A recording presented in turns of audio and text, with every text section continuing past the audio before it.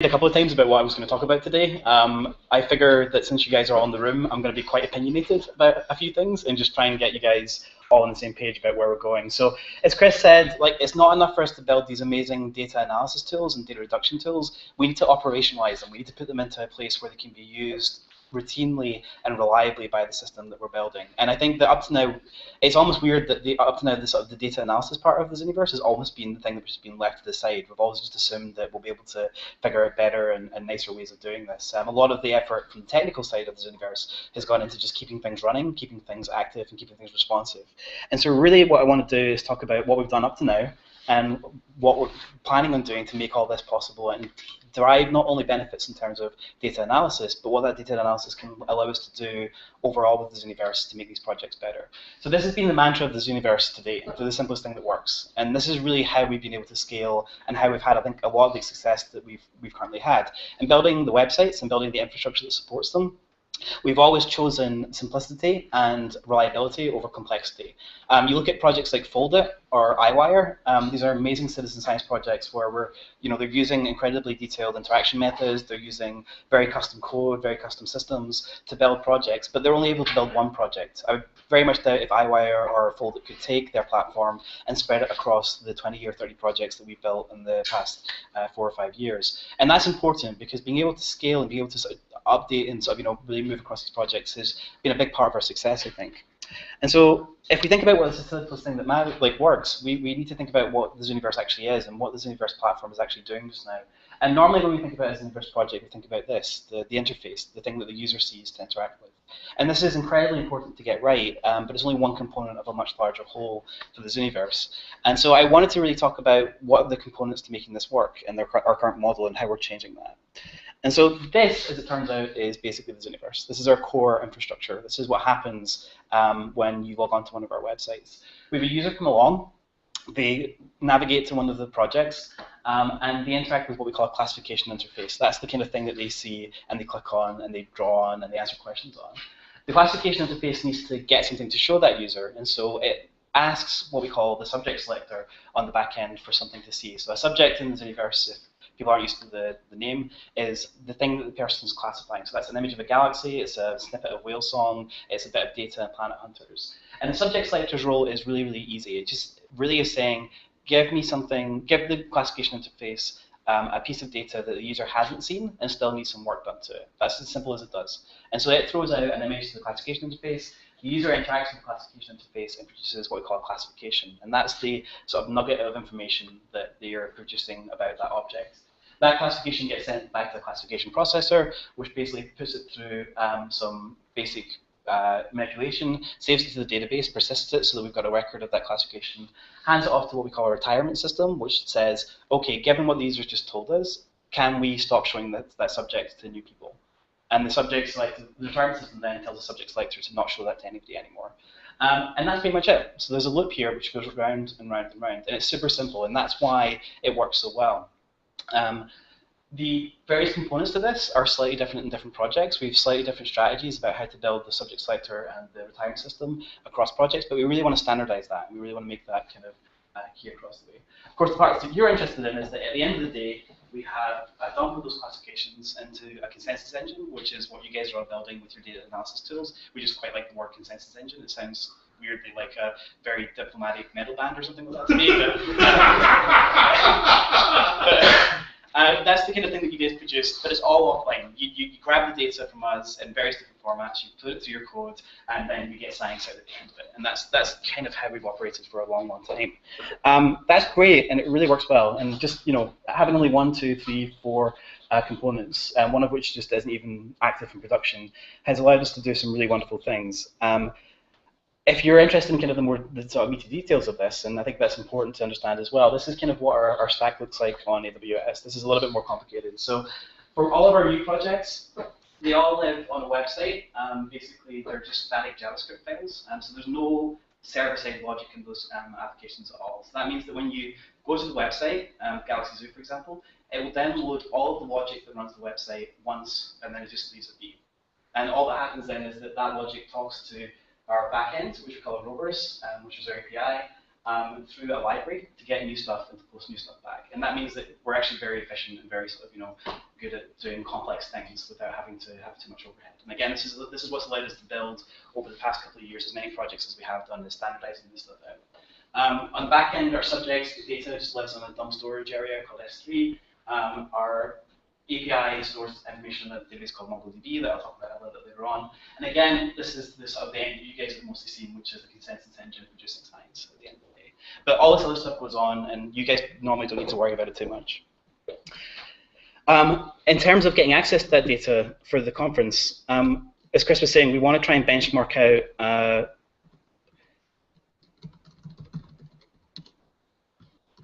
how your different algorithms work on different data sets.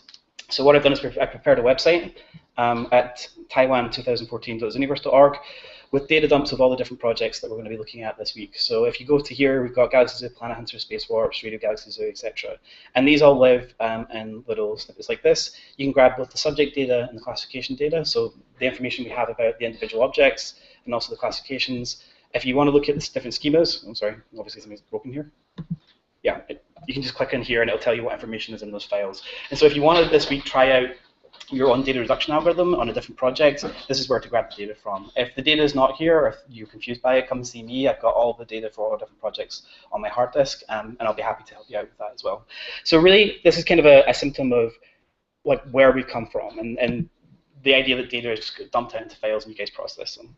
That's really allowed us to scale, as I said before, and it allows us to scale in this kind of way. So when we come to something like Stargazing Live, as Chris mentioned before, and Brian Cox stands up and tells the entire UK to go online and do one of our projects, and everybody in the Chicago office goes insane because we see these massive spikes in traffic and we struggle for 2 days to try and keep the servers up and make sure that we're all still going. This is why we can do this. If we built our projects in a different way, we'd really struggle to sustain that tension. Chris mentioned we had something like 8 million classifications over 2 days. The first 2 million of those classifications came in the first hour of the show. So in the first hour of the show, we had 2 million classifications come into our system. And because of the way we built the system, we could do that. We could scale this stuff up. We could deal with that kind of attention. So that's important. No matter what we do in the future, no matter how we evolve the system and evolve the platform on, we need to retain the ability to respond to this kind of traffic, which means keeping the core system quite simple. Where it doesn't work is going to be with the LSST, as Chris was saying before, when we get data rates that are huge compared to what we've gotten before. But also there's another failure mode, which is when we have 100 or 1,000 projects in the system rather than the 20 or 30 that we have just now. Once we've got those in the system, we're going to need to be more efficient with users' attention. We're going to need to be more efficient with the time people give us and the classification people give us. And so there's another component here, which is that we need to be more efficient overall. I think it's not too surprising to anybody in this room to say that we waste a lot of classifications on our projects. We could probably do way more efficiently with we do the same science with fewer classifications if we were just smarter about what we did. And I think that that'll be talked about a little bit later on today with Edmund's talk. So the game changer for all of this, I think, is really important, is being able to do the analysis in real time. If we can do the analysis in real time, we get benefits of being able to get answers quicker, but also to use those answers in the running of the Zooniverse to make everything more efficient. If we can know what's happening in real time, we can take that information and use it to inform the behavior of our projects, to gain efficiencies and gain benefits on the system over and above just the classification. And that really amounts to, as Chris was saying, the joint statistical modeling of the citizen scientists themselves and the subjects that they'll be seeing. And so being able to build analysis techniques like this will mean that we get science out quicker, but we also get a huge number of extra benefits, which I want to talk about here as well. This is kind of some of the work that we'll be hearing about later on with Supernova Zoo. I'm not going to talk about it too much because basically I don't understand it unless likely a little bit more than just tiny bits of comprehension. It's a really amazing paper, but there's a lot of complexities here. Really what we're seeing down the bottom here are different users and how they behave in the system and a statistical model for that. This was done after the fact. This was done using the follow-up data we had, so we knew whether something really was a supernova or not. And what the Simpson paper was able to show was that we get a huge efficiency boost if we take some of the information about the users into account and the process. And so that's really important. That was not done in real time. That was after the fact. But with Space Warps, with Phil Marshall, who again you'll be hearing about later on, we've been able to operationalize some of that. And so we've been able to take the data from Space Warps, run a nightly processing task on it, use that to update what we know about people on the site, and do that in a kind of almost real-time loop. We're working with Phil to bring that online in actual real time, so that as soon as somebody submits a classification, it updates everything on the system, updates all of our understanding. And that's going to be hugely valuable for the future, I think. And as Chris was showing here again, we want these probabilities for the users, which is what you're seeing here is how good the user is at the task and how much we can trust them. And we want those to be updating in real time so that we know exactly who to trust and who not to trust in a near real-time fashion. So let's think about what that would mean for other parts of the system. So that's really, we're talking about consensus and data analysis. But what if we had this really live? What would that mean for the retirement system? Well, right now, the retirement system that we have, the thing which says we should stop showing this object to a given user, it has some very simplified rules. And these vary from project to project, but they're things like stop if n number of users have seen this subject. So that's the simplest thing we can do. Take this galaxy, show it to 30 people, and then stop showing it to anybody else again. That's the simplest rule set we have there. The second is going to be stop if the first n citizen scientists said that it was boring. So we do this in Snapshot Serengeti. If there's 3 people say that an image just contains grass and no animals, then we just shut that down immediately, and that helps us be more efficient with our classifications. Or stop if more than 4 citizen scientists agree on the content. So if there's consensus early on, we can stop as well. But these are still relatively simple rule sets that we can use to sort of be efficient. Really what we want to do is something like this, and again this is from Phil Spaceworld's paper that we hear about later on. This is a probabilistic model of whether we believe the question's been answered about the subject that we're showing people or not. And so what we can do is we can define thresholds here so that if something gradually migrates away, we can shut it down once we're confident we know the answer. And really we should be being led, I think, by are we confident that we know the answer for this thing or not, rather than making a guess at how many people need to see that to be statistically significant. And so by doing the analysis in real time, by being able to process this stuff in real time, I think we can get this benefit and get this gain, which I think is going to be huge for the system. This is increasingly important with the decision tree type projects. I know with Galaxy Zoo, we've seen an issue here where if you've got a decision tree like this, if you have a 50-50 split in the first question, if half your users agree one way, half of them agree the other way, you lose statistical power down here because one user may only ever get to see this question. And so you've got a kind of splitting of effort as you go down the decision tree, and that really divides your attention and your statistical power. So really the way you want to do Galaxy Zoo is something like you want to have a probability for each one of these steps about whether you believe the answer or not, and then be able to selectively show parts of that decision tree to get more information as we go through. And again, it's about being more efficient with attention, more efficient with answers. All this stuff is like 2-3 years down the line, but I want to get you guys thinking about it with your data analysis techniques so that when you're going through, you can actually understand that. Yeah? Do you mean by the last thing you said that you force by the interface the user to end up at 1.2? No, so depending on the decisions that users make, because the decision tree is fractured and you're always subdividing answers along that way, if there's any sort of disagreement, you get less people even being presented with the final question on a more complex branch than you do on a simple branch. So your distinguishing power is distributed non-equally throughout the tree, if that makes sense. So I think we need to get better at that as well. The other place we can use this information is subject selection. If we can model people and we know their proficiencies well, if it's not just a simple weight, but we know what they're good at and what they're bad at, we can actually target stuff at people who are good at a given task, who are going to give us a decisive, higher information answer than some other people in the system. And again, I think Edwin's done some work on this that we'll talk about a little bit later today. Right now, the rule set's really simple. It just shows something they haven't seen and still requires work. But if we have these models of people where we can sort of really tell what their abilities are, then we can be much better with that. And again, there's some work by Tammy Waterhouse and others to show that this kind of will give you a sort of boost in efficiency. So the blue line here is doing optimized scheduling, showing people what they're good at, as opposed to just random assignment of the red line here. So you see we get an efficiency boost using that information. And we get a good consensus engine, a better consensus and better science out of all this if we try to do these approaches and try to structure our data in this way. So what does that mean in terms of the infrastructure and how we can do this? So I said before, we want to, and Chris mentioned this before as well, we want to keep the core system efficient. We want to keep everything fast for the users who run the site. We want it to be that as soon as they click an answer to a question, they get the next thing to see instantly straight away. So we still have to optimize for that. But really what we want to do is allow this more complex, more data, like machine-intensive analysis to happen somewhere in the system as well. So this is what we had before. And what we're beginning to build out over the next few years, in fact the next year, and me and Ed are working on this very extensively, is a way to really sort of allow third parties to help us process the system. So we've got this loop as we had it before, using the simple rules. But the idea here is that classification comes in, what will also happen is it'll get put into a stream processor. And so we're going to create a live stream of everything that's happening in the Zooniverse. So this is going to be something that you can plug into, and you can be able to hear basically when somebody classifies something, when a subject's retired, when a user logs in, when a user logs out, pretty much anything that happens on the platform you'll be able to listen into and monitor. That stream processor will feed out to a number of different machine learning algorithms, and these could be your consensus codes here. So this could be something that you are running on a machine at your university or in AWS, and it's processing that stuff in real time. And it's producing your science in real time, so you can see things quicker, you can do science quicker.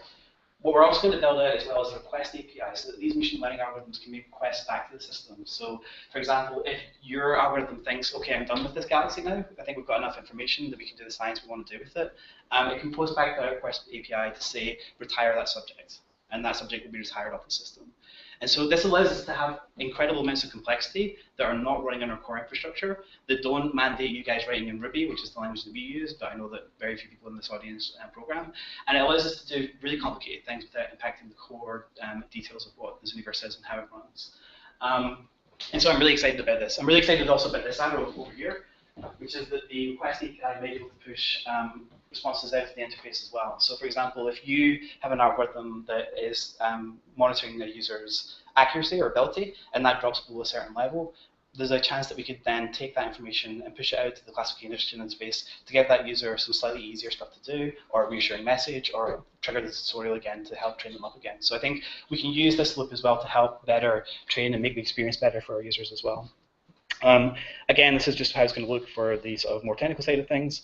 And so in terms of the data, what's going to look like is the visitor is going to submit some data back. So this is like a little snippet of JSON saying the question IDs and the answers they give. We're going to have that stream processor add extra information into that. So for example, things like the subject details, the galaxy, redshift and redshift, RE and DEC and that kind of thing. And then it'll go out towards the machine learning and consensus stuff where you guys can do what you want with it. But this is really valuable. I think it's really important to be able to do this, but it means that writing the algorithms you guys are writing in a slightly specific way, in a way that kind of will fit into this structure. And so I wanted to, don't worry about this too much this week, get things working, benchmark them, but have at the back of your mind, if you can write your algorithms in a given way, we can plug them into the system and really get a huge amount of benefit out of it as we go forward. And so here is my opinionated recommendations for how you should be thinking about and writing your classification systems. And if you disagree with these, feel free to just yell at me. These were written this morning as I was tired and slightly jet lagged. So, but I think this will really help us be able to build this out as a good system. And I'm sorry this is so hard to read here. But the first one is use structured data. I know everybody in this room is very comfortable with CSV files and SQL files, but really with most of our projects, the data is structured and there's information in that structure, and it's far easier to represent that data in a structured manner rather than just rows in a table. So this is a little hash of JSON, which is how we actually represent the data from Radio Galaxy Zoo and our database. And that's important because in Radio Galaxy Zoo, you're selecting a number of contours, and you're then assigning those contours to a number of IR sources. And so actually that's quite a hard thing to represent in a table format because you're linking to different tasks together, which is different data, different columns, and it becomes a little bit tricky to sort of really do that in a way that's easy to read and easy to understand. So I would recommend, if you can, use sort of structured data like JSON in your algorithms rather than assuming everything's going to be coming from a CSV file. It's the native structure that we use in the core Zooniverse API. It's better suited to most problems anyway. Most of the annotations have a structure to them, and you're probably building those structures anyway once you've ingested tables, so you may as well just ingest that structure anyway, is my guess. My second one is try to write your algorithms in such a way that they act atomically on classifications. So instead of assuming that you've got all the data at the end of the process, assume that you're going to get like little segments of information as they come along. Do things in a kind of way that's iterative. So if a user classifies another galaxy, you can take that, update your models, update your understanding of that galaxy, but you don't have to rely on it being all the data present at the last minute, because the way that we're going to operationalize this is have it so that classifications are the thing that triggers processing. And so if you can make it so that as you go through the system, you're updating your best guesses, then I think that really helps. So it will help put this into a real-time environment. It will mean that in that real-time environment, decisions can be made at exactly the right time that you've got enough information, but also it makes running your analysis yourselves easier if you want to stop and start that. So if you can actually just respond to a small piece of information in a classification, then it means that if we get another 20,000 classifications, you can just start up your analysis from the last point, ingest those ones, and get new information at the end without having to process everything before again. So there's genuine benefits in doing this anyway. And finally, the last one that I would say is try and persist the state of your analysis in a database, not just flat files. Again, because when we operationalize this, that's how we're going to have to do it. It means that you don't have to load everything into memory. So Phil and his Space Warp's classification system was reaching a problem because at 18 million classifications, he was trying to load all those classifications into memory at once through a pickle file, and his computer was basically just giving up. And so you probably don't need to have all that information in memory at a given time, so put it in a database and query and grab that information out when you need it. And then finally, like, this is going to make it easier for us to distribute your analysis code to multiple workers, multiple processes, to allow it to scale up to when we really do have LSST-like data sizes. And so these are kind of just to have at the back of your mind when you're writing these analysis, when you're thinking about this today. If you want to take advantage of the kind of infrastructure we're building out over the next couple of years, this is kind of the way to think about writing your analysis algorithms. And with that, I think I'll end. But the last thing I'll say is that, very, very quickly, is that the really exciting thing about all this is that, as Chris was saying, most of LSST, most of SKA doesn't need to be done by people. It can be done by machines. If we build the system correctly, where we're using these kind of machine learning algorithms to analyze the classifiers, then there's no reason those classifiers can't be machine learning algorithms. And so if we have a system that's flexible, we can ask researchers to come along with their automated methods, plug into the Zooniverse system, request subjects, get back classifications in the exact same way that users do, characterize those, and have automatically a system that assigns data to users or machines based upon who's best to analyze it. And I think that's really exciting, and I think that's where we need to get to really scale this to the next generation of problems and data. And so I'll just end there. If anybody wants to argue with me about those recommendations, feel free to. But I'll ask take any questions if you've got them.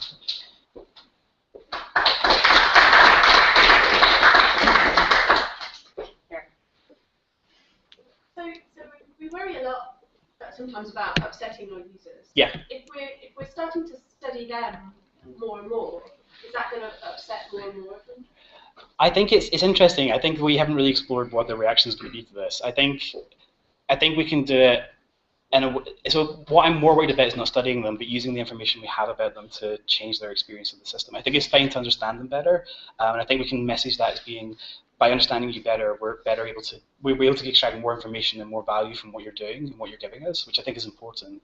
I think so for me, it's actually more of a disservice to not use these models because we're wasting information that they're giving us. I guess projecting it as improving the experience for you. Yeah, exactly. So I think me and Chris have talked about this a bit, and like we're genuinely worried about overly manipulating users and overly changing their experience.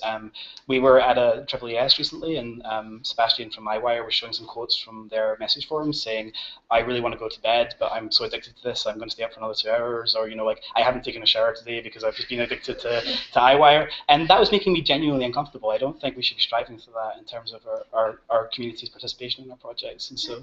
Yeah. I guess there's a lot of examples on the internet where, so like Amazon knows a lot about the shoppers and Facebook. And Amazon, it doesn't bother me when they make suggestions. Facebook, every advert I see is for 30-something mothers. Yeah. That annoys the hell out of me. Yeah, no, so, I agree. There's examples where it's done well.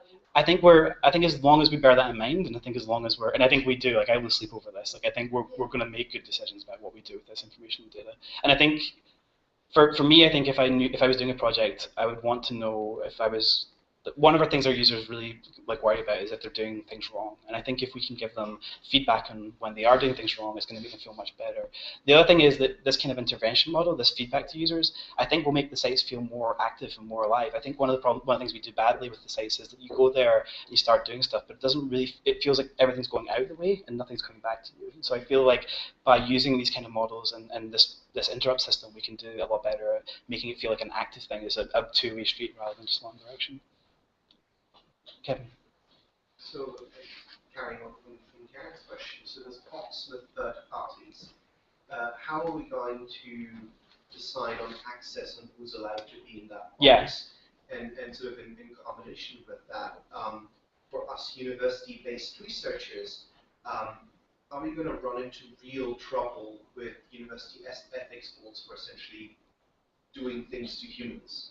I think that So as long as you're not running interventions, which I think is the vast majority of people in this room, I don't think you guys will ever really be in the position where you want to run these interventions or run these interventions and study people. And I think you're okay for IRB approval. So I think Chris can probably speak more to this. Yeah, just we've got between Adler and Oxford, we handle all this university ethics. So right, this is going because we're holding personal data, because that's for us.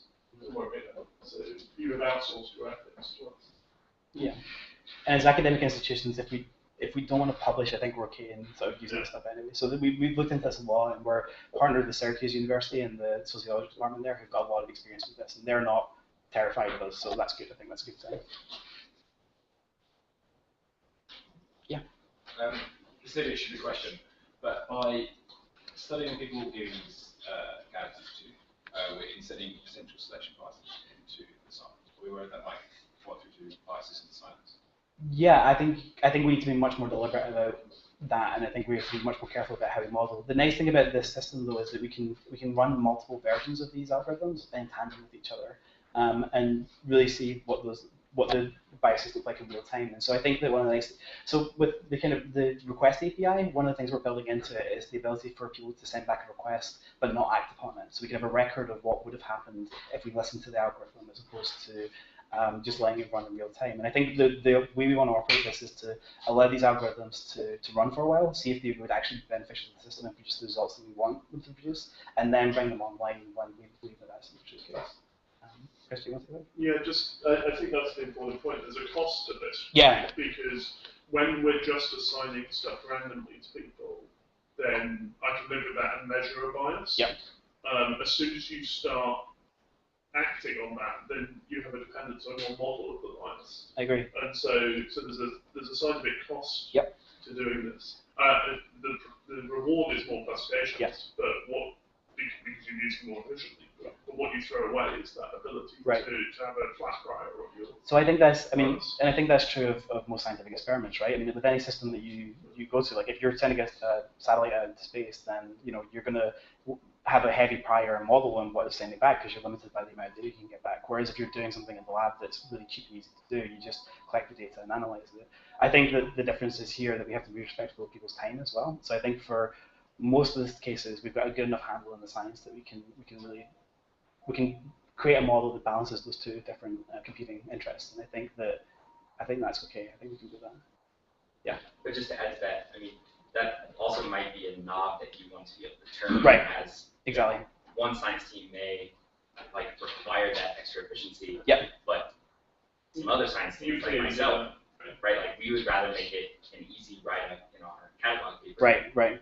At the cost of having, that it took 25 days instead of 20. And this is, and like all of this is why we're building this as a plug-and-play system, as a system that you guys can build stuff to and put online. We don't want to be the people who are telling you how to do this, even though I just told you how to do this. But we want this to be led by the science groups. But what we really want you guys to do is sit down and really think about the efficiencies of the system and think about how you can get more bang for your buck. Because we're seeing, really large data sets that are going to take a long time to get through, and if we can be more efficient with that, then we should. Right, because they're exactly.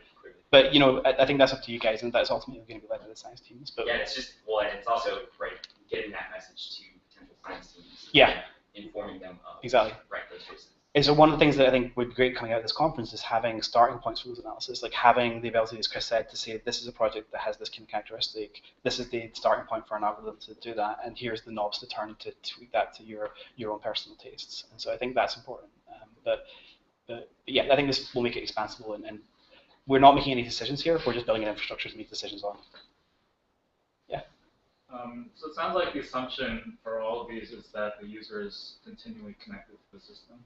Has there been any thought in terms of people like uploading or downloading a lot of data for long plane ride or something? Sure. That's something we struggle with, and that's why one of the reasons why we're shied away from mobile interfaces a lot. Really, to be efficient and to make sure we're covering all the data in the system well, we need to be able to sort of respond quite quickly to changes and when things retire.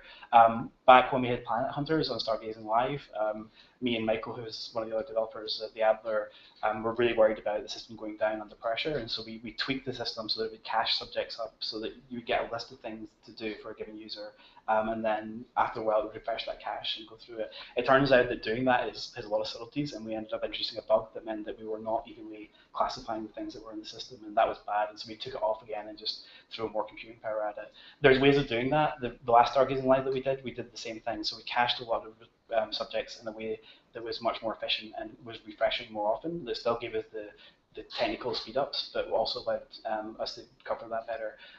We don't have state on the subject. We don't know who's looking at it, or it's not like it's checked out and then checked back in again. It's just there and will be shown to people. I don't think that's ever really going to change. But for example, with this infrastructure, you could be listening into what people are classifying. You could be suggesting the things for them to see next and back into the system, and so you can manage that with a third-party system here.